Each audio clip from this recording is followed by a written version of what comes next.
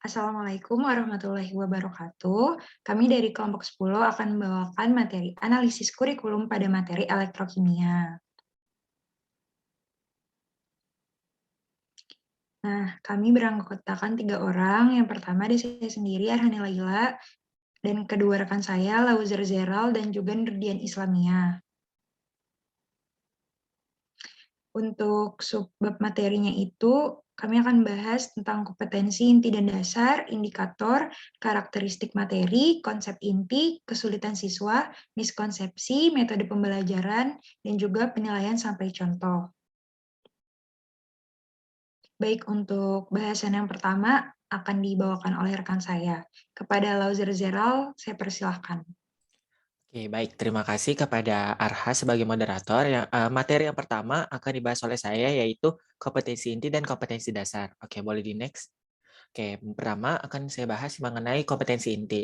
KI 1, menghayati dan mengamalkan ajaran agama yang dianut. KI 2, menghayati dan mengamalkan perilaku jujur, disiplin, tanggung jawab, peduli gotong royong, kerjasama, toleran, damai, santun, responsif, dan proaktif, dan menunjukkan sikap sebagai bagian dari solusi atas berbagai permasalahan dalam berinteraksi secara efektif dengan lingkungan, sosial, dan alam, serta dalam menempatkan diri sebagai cerminan bangsa dalam pergaulan dunia. Oke, boleh di next. Oke, KI 3, memahami, menerapkan, menganalisis, dan mengevaluasi pengetahuan faktual, konseptual, prosedural, dan metakognitif berdasarkan rasa ingin tahunya tentang ilmu pengetahuan, teknologi, seni, budaya, dan humaniora. Dengan wawasan kemanusiaan, kebangsaan, kenegaraan, dan peradaban terkait penyebab fenomena dan kejadian, serta menerapkan pengetahuan prosedural pada bidang kajian yang spesifik sesuai dengan bakat dan minatnya untuk memecahkan masalah. KI 4, yaitu mengolah, menalar, menyaji, dan menciptakan dalam ranah konkret dan ranah abstrak terkait dengan pengembangan dari yang dipelajarinya di sekolah secara mandiri, serta bertindak secara efektif dan kreatif, dan mampu menggunakan metode sesuai kaidah keilmuan. Oke, boleh di next. Oke, selanjutnya ada kompetensi dasar. Ada KD 3.3 yaitu mengevaluasi gejala atau proses yang terjadi dalam contoh sel elektrokimia, sel yang terdiri dari sel volta dan sel elektrolisis yang digunakan dalam kehidupan. KD 3.4 yaitu menganalisis faktor-faktor yang mempengaruhi terjadinya korosi dan mengajukan ide atau gagasan untuk mengatasinya. KD 3.5 yaitu menerapkan hukum atau aturan dalam perhitungan terkait sel elektrokimia. Adapun KD 4.3 yaitu menciptakan ide atau gagasan atau produk sel elektrokimia. KD 4.4 yaitu mengajukan ide atau gagasan untuk mencegah dan mengatasi terjadinya korosi. Dan yang terakhir ada KD 4.5 yaitu memecahkan masalah terkait dengan perhitungan sel elektrokimia. Oke, boleh di next. Oke, materi yang kedua ada indikator. Boleh di next. Oke, indikator 3.3 terdiri dari 4, yaitu 3.3.1 yaitu menjelaskan notasi sel volta dan kespontanan reaksi. Indikator 3.3.2 menjelaskan cara menghitung potensial sel volta. Indikator 3.3.3 menuliskan reaksi yang terjadi pada sel elektrolisis dengan berbagai larutan dan elektroda. Indikator 3.3.4 memprediksi banyaknya gas yang terbentuk dalam proses elektrolisis. Oke, boleh di next. Oke, indikator 4.3 terdiri dari dua indikator. Yang pertama ada 4.3.1, yaitu merancang percobaan sel volta dan sel elektrolisis. Yang kedua, indikator 4.3.2 mendemonstrasikan percobaan sel volta dan sel elektrolisis. Oke, boleh di next. Oke, selanjutnya ada indikator 3.4. Indikator 3.4 terdiri dari dua indikator. Yang pertama, indikator 3.4.1 menjelaskan proses korosi yang melibatkan reaksi redoks dan faktor-faktor penyebab terjadinya korosi. Indikator 3.4.2 menjelaskan upaya pencegahan dan mengatasi terjadinya korosi. Indikator 4.4 terdiri dari satu, yaitu indikator 4.4.1, di mana mengajukan gagasan untuk mencegah dan mengatasi terjadinya korosi. Oke, boleh di next. Oke, berikutnya ada indikator 3.5. Indikator 3.5 terdiri dari dua. Yang pertama, indikator 3.5.1 menjelaskan konsep sel elektrolisis dan hukum Faraday. Yang kedua, indikator 3.5.2 yaitu menggunakan hukum Faraday untuk menentukan hubungan antara muatan listrik yang digunakan dengan banyaknya hasil reaksi. Oke, yang selanjutnya indikator 4.5. Indikator 4.5 hanya satu, yaitu indikator 4.5.1, yaitu memecahkan masalah dalam perhitungan kimia di kehidupan sehari-hari. Oke, boleh di next. Oke, materi yang ketiga yaitu karakteristik materi. Boleh di next. Oke, karakteristik materi di sini menurut taksonomi Bloom ada C1 sampai C6 dan ada faktual, konseptual, prosedural, dan metakognitif. Di mana C1 yaitu mengingat, C2 memahami, C3 mengaplikasi, C4 menganalisis, C5 mengevaluasi, C6 menciptakan. Oke, yang pertama ada C1 faktual, ada indikator 3.3.3 dan indikator 3.5.1. C2 faktual ada indikator 3.3.2 dan indikator 3.4.1. Adapun C4 faktual ada indikator 3.4.2. Oke, selanjutnya ada C1 konseptual, ada indikator 3.3.1 dan indikator 3.3.3. Oke, selanjutnya ada C2 konseptual, ada indikator 3.4.1 dan indikator 3.5.1. C3 konseptual, ada indikator 3.5.2 dan C4 konseptual, ada indikator 3.3.2, indikator 3.4.2 dan indikator 3.5.2. Oke, selanjutnya ada C2 prosedural, ada indikator 3.3.2, ada C3 prosedural, ada indikator 4.3.1 dan indikator 4.3.2. C4 prosedural ada indikator 4.5.1 dan C6 prosedural ada indikator 4.3.1 dan indikator 4.3.2. Dan yang terakhir ada C4 metakognitif, ada indikator 4.4.1. Oke, boleh di next. Oke, selanjutnya materi konsep inti akan dibahas oleh Nurdian. Kepada Nurdian, saya persilakan. Baik, terima kasih Gerald untuk yang selanjutnya yaitu penjelasan konsep inti. Next. Nah, di konsep inti kita akan menjelaskan tentang materi-materi yang akan dibahas. Yang mana untuk materi pertama ada pembahasan tentang sel volta atau sel galvani.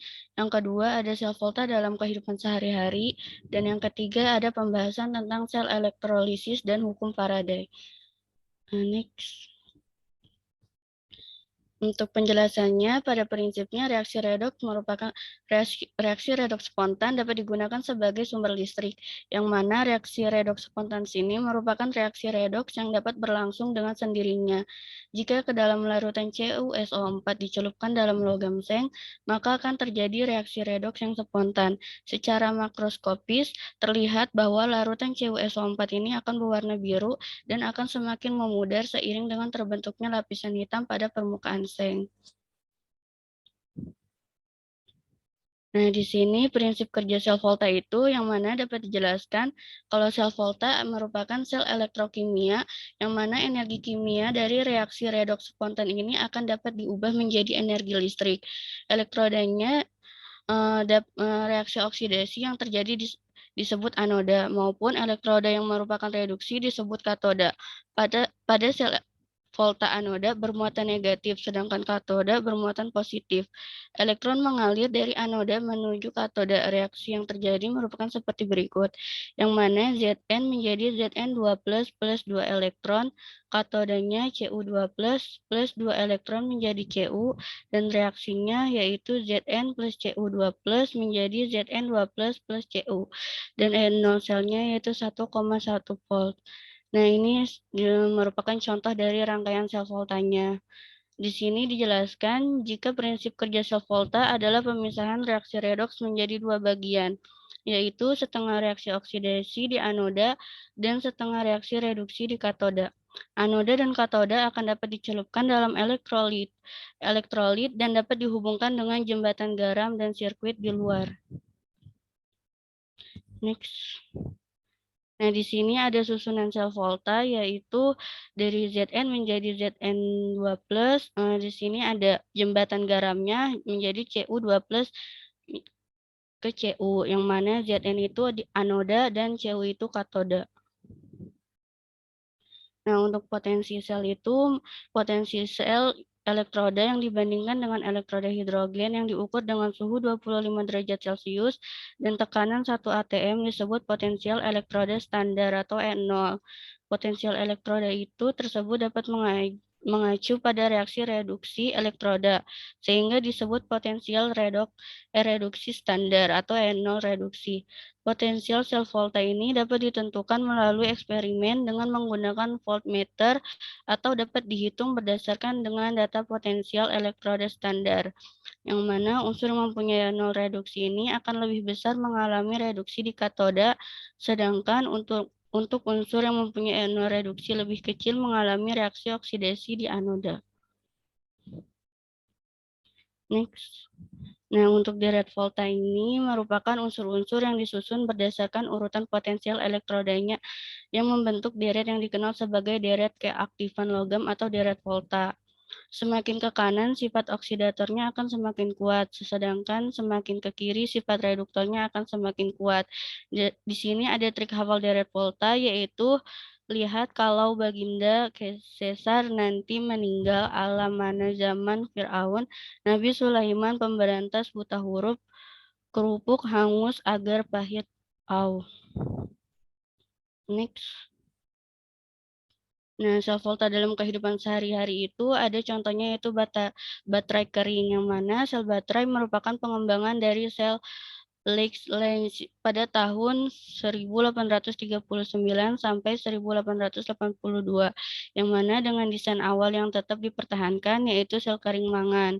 Sel kering mangan ini terdiri dari tiga komponen utama, yaitu ada bungkus dalam zinc sebagai elektroda negatif atau anoda, dan batang karbon sebagai elektroda positif yaitu katodanya, dan pasta MnO2 dan NH4Cl yang berperan sebagai elektrolitnya. Dan baterai ini banyak digunakan untuk senter, radio, dan mainan. Potensial selnya itu sebesar 1,5 volt dan menurun sejalan dengan lama pemakaiannya. Sel Lens ini dapat diisi ulang sehingga disebut sel primer.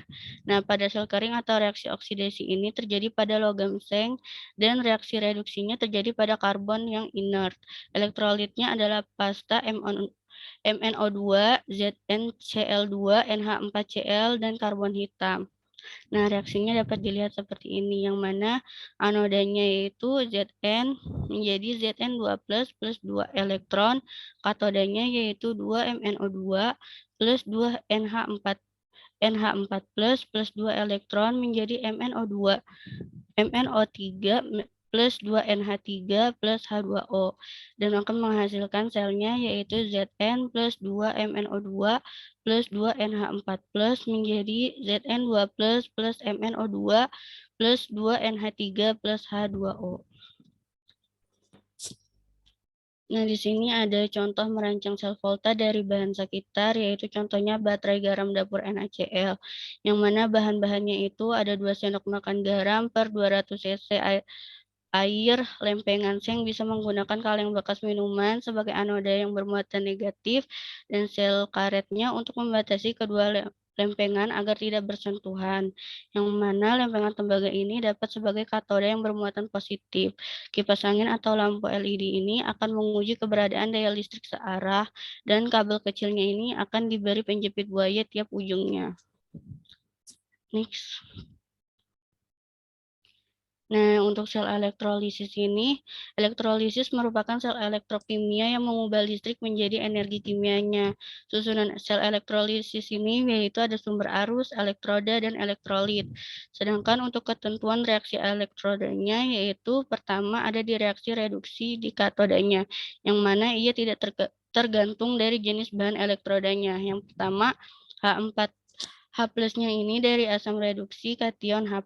Yang kedua, kation dari larutan yang mengandung ion golongan 1A, 2A, atau Al3+, dan Mn2+, sehingga terjadi reaksi reduksi air. Dan kation Lx+, dari lelehan garam, yaitu dari 1A, 2A, dan Al3+, serta Mn2+, dan terjadi reaksi kation garam tersebut. Dan yang terakhir ada kation dari garam selain dari golongan 1 A, 2A, Al3+, dan Mn2+, akan terjadi reduksi kation tersebut. Nah, di sini ada merancang sel volta dari bahan sekitar. Untuk contohnya langsung aja contohnya itu elektrolisis larutan CuCl2 dengan elektroda besi. Yang akan diperhatikan yaitu bahwa elektroda dari besi ini merupakan bahan aktif yang mana di anoda akan terjadi oksidasi elektroda tersebut sehingga elektroda Fe akan semakin keropos atau menipis. Next.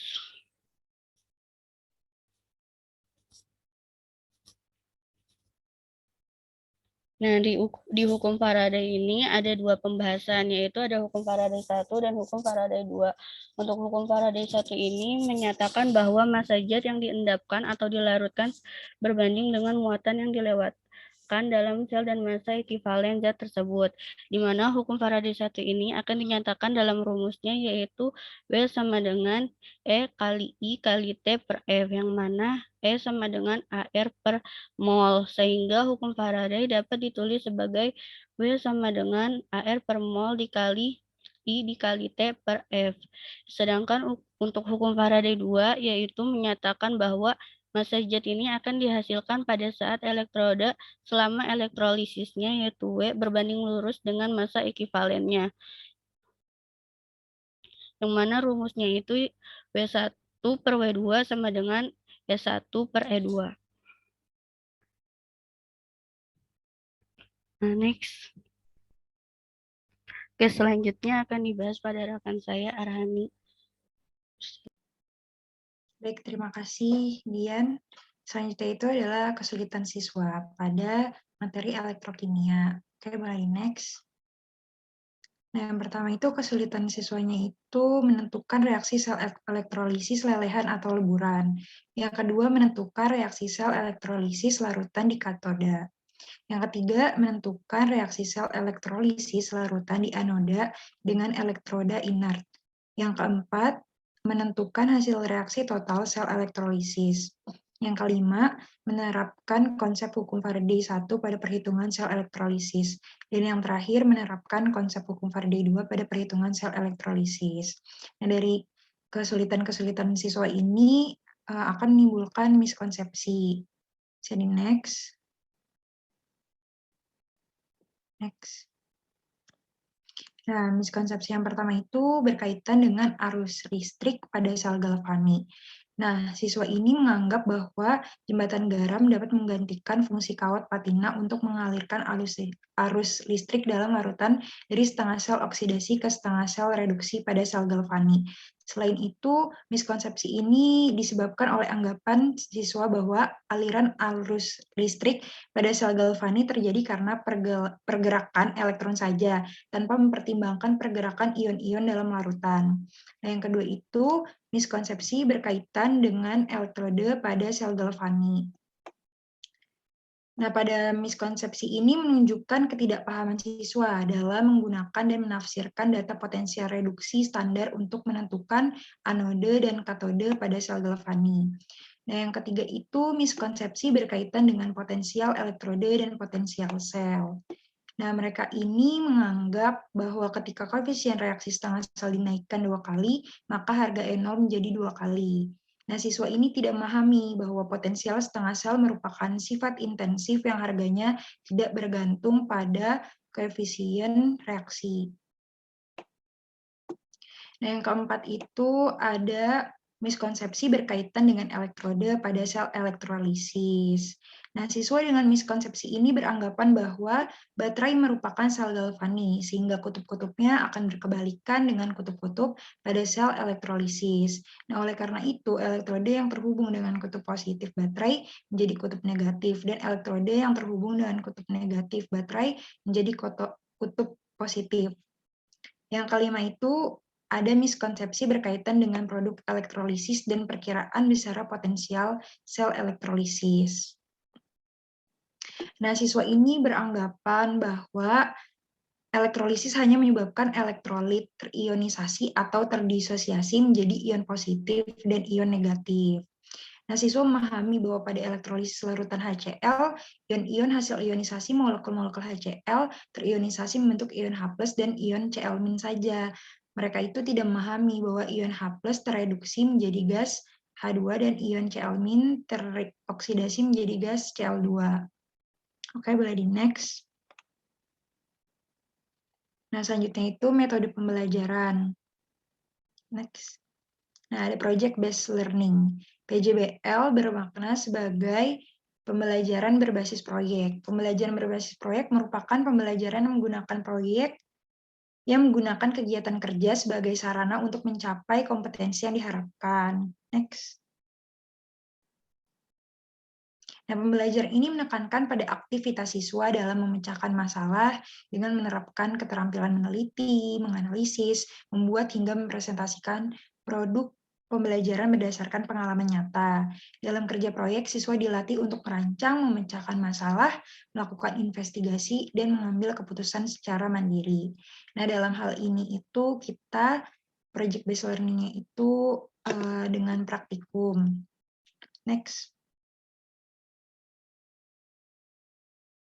Langkah-langkah PJBL itu ada yang pertama, menyiapkan pertanyaan atau penugasan proyek, yang kedua, mendesain perencanaan, yang ketiga, menyusun jadwal sebagai langkah nyata dari sebuah proyek, yang keempat, memonitor kegiatan dan perkembangan proyek, yang kelima, penilaian hasil, dan yang keenam, evaluasi. Next. Nah, selanjutnya yang ke-8 ini, pembahasan ke-8 penilaian sampai contoh itu akan dijelaskan oleh rekan saya. Kepada Nurdian, dipersilakan. Baik, terima kasih Arha. Untuk penilaian ada aspek-aspeknya, yaitu ada aspek sikap, pengetahuan, dan keterampilan. Untuk teknik penilaian sikap, yaitu ada observasi, pengamatan, dan jurnal. Untuk yang pengetahuan biasanya ada tes tertulis, dan untuk keterampilan yaitu ada unjuk kerja dan portofolio. Dan untuk bentuk penilaiannya, observasi yaitu lembar pengamatan aktivitas peserta didik. Untuk tes tertulis yaitu pilihan ganda dan uraian. Unjuk kerja itu biasanya lembar penilaian praktikum, dan portofolio yaitu laporan praktikumnya. Nah, untuk sikap yaitu adanya tentang rasa ingin tahu, komunikatif, dan menghargai pendapat orang lain. Tekniknya yaitu seperti yang tadi, ada observasi, pengamatan, dan jurnal. Indikatornya yaitu memperhatikan penjelasan guru dan mengajukan pertanyaan, serta bisa juga dengan diskusi. Untuk yang pengetahuan, di sini membahas tentang menganalisis faktor-faktor yang mempengaruhi terjadinya korosi dan mengajukan ide atau gagasan untuk mengatasinya. Yang kedua, ada menerapkan hukum aturan dalam perhitungan terkait sel elektrokimia dan mengevaluasi gejala atau proses yang terjadi dalam contoh sel elektrokimia, yaitu ada sel volta dan sel elektrolisis yang digunakan dalam kehidupan. Untuk teknik penilaiannya yaitu tes tertulis, indikatornya itu mengerjakan 15 soal PG dan 5 soal esai. Ini untuk keterampilan. Untuk keterampilan biasanya menciptakan ide, gagasan, atau produk sel elektrokimia. Yang kedua yaitu mengajukan ide, gagasan untuk mencegah dan mengatasi terjadinya korosi. Dan yang ketiga yaitu memecahkan masalah terkait dengan perhitungan sel elektrokimianya. Untuk tekniknya yaitu adanya unjuk rasa dan portofolio. Indikatornya yaitu dengan menggunakan nilai praktikum tentang elektrokimia, dan portofolionya itu tentang laporan praktikumnya. Untuk contoh soalnya, yaitu di sini ada salah satunya seperti suatu sel baterai dibuat menggunakan elektroda zinc dan karbon serta elektroda pasta MnO2 dan NH4Cl. Reaksi yang mungkin terjadi pada elektroda negatif dari sel tersebut adalah, nah di sini ada ABCDE-nya. Next.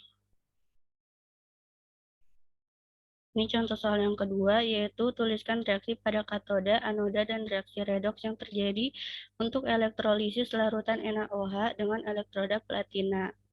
Next. Ini kunci jawaban yang pertama, yaitu tentang ABCD, dan ini jawabannya yaitu yang A. Di sini dijelaskan caranya. Next. Ini untuk soal yang kedua, yaitu tentang esai. Next.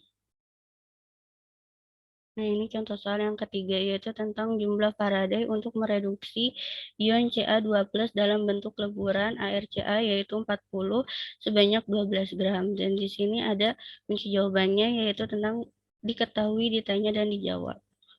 Sekian. Oh iya. Next. Oke, sekian dari kelompok kami. Saya kembalikan ke moderator.